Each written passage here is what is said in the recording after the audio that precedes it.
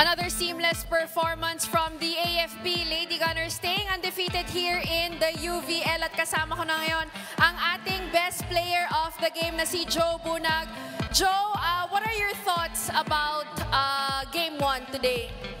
Siguro yun nga, ang gusto lang naman namin manalo at makuha namin yung game nito, yung Game 1.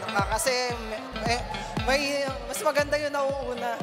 Yun nga, lumabas naman yung lahat ng training namin, lahat yung game plan ng coaches namin, nasunod naman namin.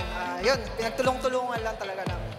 Joe, one last game at pwede nyo nang makuha ang title na first ever champions ng UVL. Anong pinaka-inaabangan nyo for Game 2? Ayun, siguro panibago na naman. Ngayon siguro isa-celebrate namin to. Pero bukas panibagong usapan na naman kasi kailangan pa namin mag-pursige sa training para makuha namin yung first UVL championship. So, sino mga gusto mong batingin at pasalamatan? Binabati ko ang Chief of Staff namin, si General Browner, ang Director namin, si Colonel Gabon, yung mga teammate ko sa Army, Alright, dahil ikaw ang ating best player of the game, meron kang regalo mula sa Black Mamba. Once again, congratulations sa inyo, Chiki and Ivy. Salamat, Ira. Awesome job.